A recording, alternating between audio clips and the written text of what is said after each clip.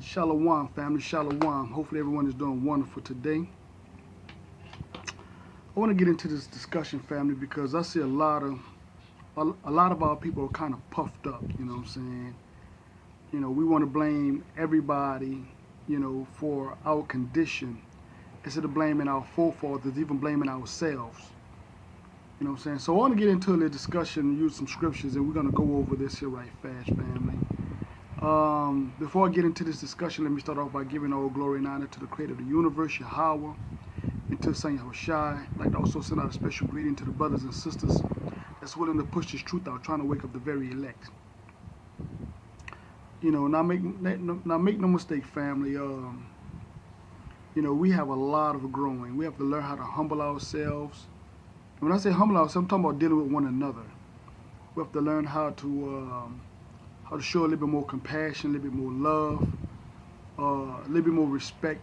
There's, brothers talking about if your wife disrespect you, you call her a bitch, and brothers talking about putting each other to death and all that. Talking about how they hate each other. Even brothers talking about they the leaders of Israel and so on and so forth. And I mean all kind of madness, man. And again, the scriptures is for our learning how our forefathers not only treated each other, but how our forefathers dealt with the other nations. And in looking at this, family, it should correct us where we could get back on the right path, so we can get on the path that the Most High really set for us. Now, now remember, for those who are maybe just coming to this truth or coming out of Christianity, which most of us did, for those that are new to this subject, the Bible is a covenant between the Most High and His people. And being that there was a breach in a contract, whenever a contract is breached, that means the other party has every right to do away with the contract. And being that Israel was the bride of the Most High, He provided us with everything: shelter, protection, His name. He took that away from us. And being that Israel was committed adultery, adultery was worthy, and adultery was worthy of death. So what I'm saying. So again, this is why we're looking at the condition that we are as a people, and we have to really start blaming the other nations and start looking at how did we get here, how we got to where we at. Tell you what, family. Let's go to Deuteronomy. Let's go to Deuteronomy. Let's go to Deuteronomy chapter 11. Salakia, if the wind is blowing or y'all hear noise in the background, like I said, it's a beautiful day, and I love sitting outside in the backyard, man, and catch some of this UV rays. What I'm saying? Some natural vitamin D, from the sun. But anyway, let's start off at Deuteronomy chapter 11, verse 1. Therefore thou shalt love Yahweh thy Elohim, and keep His charge, and His statutes, and His judgment, and His commandments, always. And know ye this day, for I spoke not with your children, which have not known, and which have not seen the chastisement of Yahweh, your Elohim, His greatness, His mighty hand, and His stretched out arm. All right. Our forefathers saw a lot of these wonders and stuff like that, and they're supposed to teach this for generation to generation and keep His statutes and everything, and they didn't. Because like I say, most of us we learned this from either seeing a video or we stumbled on one of these brothers street preaching. So again, I mean, the Most High has a way of using everybody, but at the same time, it was not for us to get puffed up and arrogant and stuff like that. But anyway, our mothers, our fathers, for most of us, our grandparents, our great grandparents didn't teach us this. But anyway, we were mad with the nations, but here it is. Our forefathers were the ones that let us down, because they didn't keep these. They didn't keep His commandment, His statute, and His judgment, in righteousness, right? Let's jump over. We're still in Deuteronomy 11. Let's jump over to verse 19. And ye shall teach them your children, speaking of them when thou sittest in thy house, and when thou walkest in the way, when thou layest down, and when thou risest up. So this is what we're supposed to teach our children. They were supposed to teach our grandparents and parents were supposed to teach us. But they didn't. Like I said, we learned it from a brother or sister on maybe a video or maybe one of these brothers out there teaching on the street. Again, there's a lot of good in a lot of this stuff, you know what I'm saying? So I'm not saying anything negative about that. But what I'm saying is there's a lot of arrogance and puffed up, and we want to blame the nations, but our forefathers let us down. But you don't hear none of our brothers and sisters out there talking about how our foreparents let us down. We want to talk about the nations, but in going into captivity, you're going to find out that the nations learned a lot of this from us, and I'm going to show you this. I'm going to show you this today. That a lot of the things that how we're being treated, the nations actually learned this from us, and we're being judged by our own actions, by our ancestors, how wicked our ancestors were. So anyway, tell you what, before I go there, because again, dealing with this puffed up spirit, let's go to Ephesians right fast. I'm gonna get one little verse in Ephesians 2 in verse 8. For by grace ye are saved through faith, and that not of your own selves, it is the gift of Allah. It's the gift of the Most High is why we came to where we at, why we knowing who we are. You know what I'm saying? Even though we might have learned this from a video or a brother or sister out there at work or on the street corner, it was the gift of the Most High that you heard it. You know what I'm saying? That your spirit resonated with it. Not of your own doing. Even these brothers out there teaching is not of their own doing, it's of the Most High. You know what I'm saying? But a lot of these brothers, they get that. Well, I'm out here doing this. I'm out here no, the Most High put it in your spirit to do that because He was trying to attract a certain individual. So again, it's not about you. You're doing the will of the Most High.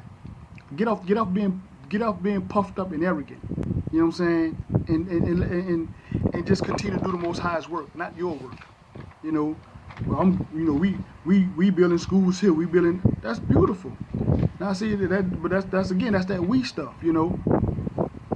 And again, we the leaders of all Israel and all kinds of stuff like that, man. It's arrogance, man. Tell you what, let's deal with that too. Let's deal with that before I move on. Let's deal with that. Let's go to Matthew.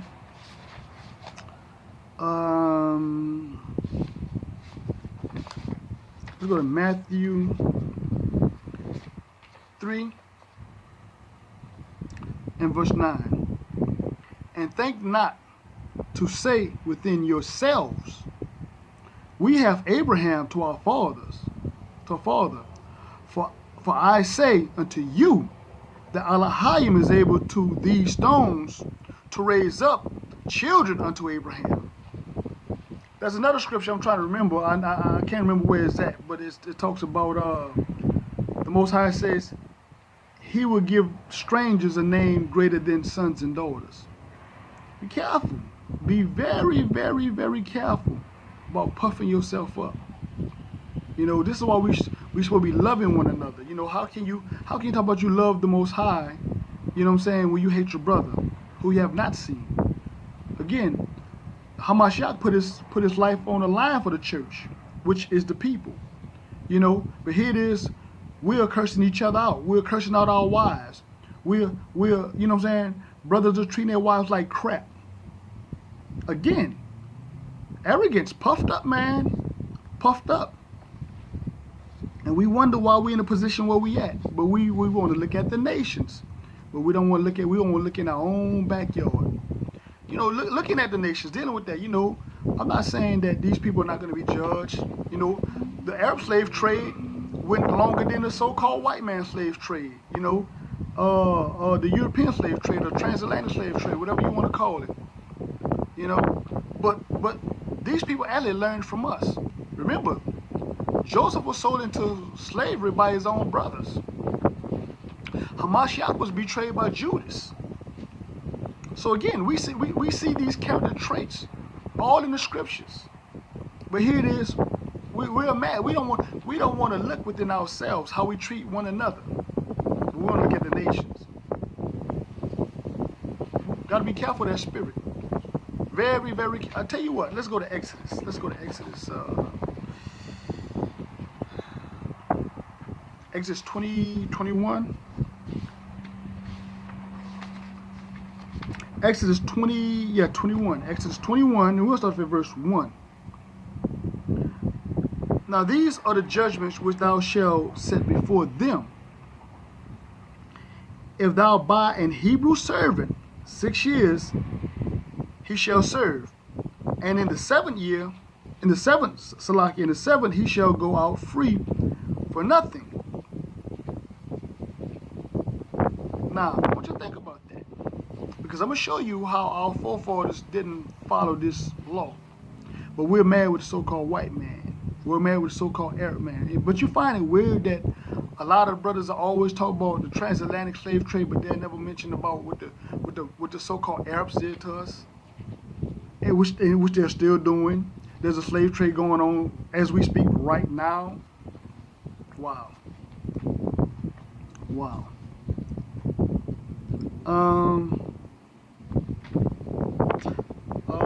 Okay. Jeremiah. Let's go to Jeremiah. Let's go to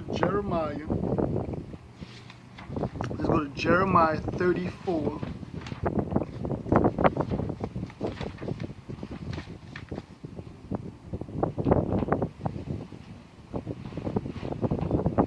Jeremiah 34.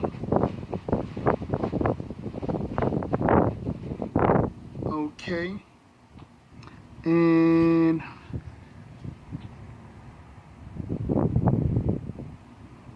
let's start off, family. Let's start off at 9. Okay. I'll tell you what, let's start off at 8. This is the word that coming to Jeremiah from Yahweh. After that, the king Zedekiah had made a covenant with all the people which were at Jerusalem to proclaim liberty unto them, right? That every man should let his manservant and every man his maidservant, being a Hebrew or in Hebrewish, go free. Because again, we had our brothers and sisters into some kind of servitude. Well, I want you to listen to this. I want you to listen to this here. That none shall serve himself to them to wet of a Jewish to a Jew his brother. Now, when all the prince and all the people which had entered into the covenant heard that everyone shall let his servant, his manservant, and everyone his maidservant go free, that none shall serve themselves to them any more, then they obeyed and let them go. Right? But afterwards they turned and caused the servants of the handmaid whom they had let go free to return, and brought them into subjection for servants and for handmaids. So once they let them free, they turned around and reneged and put them back in servitude. Does it sound familiar? Because again, when these people told us they was going to let us free during the American Revolution, we enslaved our people again. That means they enslaved our people again. When these people told our people that they was going to free us during the Civil War, what they did, they turned around and put them back in bondage. The same thing you Negroes did. The same thing our ancestors did. They did. But we mad. Our people just don't get it, man. The nations learned everything from us. And you walk around here puffed up and you mad, you want to charge the nations. But you don't want to take charge and blame your forefathers, our forefathers. Sad, man. Let's jump down. Let's jump down to verse 14. Okay? At the end of 7 years, let ye go every man his brother and Hebrew, which hath been sold unto thee. And when he had served thee 6 years, thou shalt let him go free from thee. But your fathers hearken not unto me.